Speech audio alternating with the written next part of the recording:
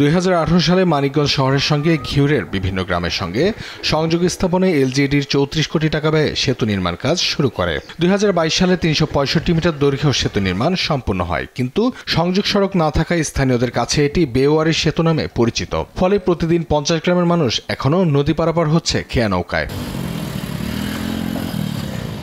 630 metre সংযোগ সড়কের জন্য প্রয়োজন 6.20 একর জমি, কিন্তু 69 জন মালিক ক্ষতিপূরণ না পেয়ে জমি ছাড়ছেন না, ফলে কাজ শুরু করা যাচ্ছে না। মালিকরা বাধা দিচ্ছেন এবং এলজিইডি জমি বুঝে না পাওয়ায় কাজ বন্ধ রেখেছে। 15-20 হাজার মানুষের মতন আমরা এখন চলাচল করতে পারতেছি না, ব্রিজের রাস্তার কাজ হইতেছে না দেখে। তো আমাদের সরকার একটা আবেদন থাকবে, সেটা হলো দ্রুত আমাদের ব্রিজের কাজটা সম্পন্ন করে। ব্রিজ নেই বলে অনেক কষ্ট হয় যাওয়া আসায়, এর জন্য ব্রিজটা খুবই দরকার আমাদের। ব্রিজটা হয়ে রয়েছে কিন্তু রাস্তার কারণে আমরা উপর যাইতে পারি না, এটাই আমাদের সমস্যা। মূল ব্রিজের কাজ শেষ, সংযোগ সড়কের কাজ ভূমি অধিগ্রহণের জন্য আটকে আছে। দ্রুত সমাধানের চেষ্টা চলছে বলে জানিয়েছেন ঠিকাদারি প্রতিষ্ঠান।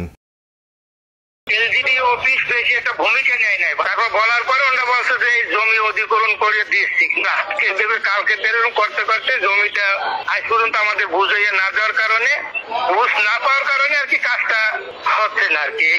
ভূমি অধিগ্রহণ চূড়ান্ত পর্যায়ে রয়েছে, বরাদ্দ পেলেই সমস্যা সমাধান হবে বলে জানান এলজিইডির নির্বাহী প্রকৌশলী।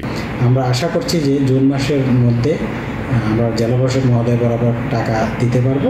পরবর্তী প্রক্রিয়া সমাপ্ত করে জেলা প্রশাসক স্থানীয় ক্ষতিগ্রস্ত ব্যক্তিদেরকে টাকা প্রদান করবেন, আমাদেরকে জমি বুঝিয়ে দিলে আমরা দ্রুত কাজটি শেষ করতে পারব। ভূমি মালিকদের ক্ষতিপূরণের অর্থ পেলেই সমস্যা মিটিয়ে সেতু চলাচলের জন্য চালু করা হবে বলে জানান অতিরিক্ত জেলা প্রশাসক। আগে যে কর্মকর্তা ছিলেন অথবা জেলা প্রশাসক স্যাররা ছিলেন, তারা এই কমিটির মাধ্যমে হয়তো সিদ্ধান্ত নিয়ে মিনিস্ট্রির কাছে এই বিষয়টির জন্য চিঠি লিখেছিল।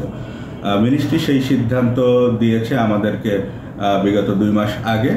জাস্ট এই জায়গাটাই হয়তো একটু বিলম্ব হতে পারে। দ্রুত পরিত্যক্ত ব্রিজটি সম্পূর্ণরূপে চালুর দাবি স্থানীয়দের।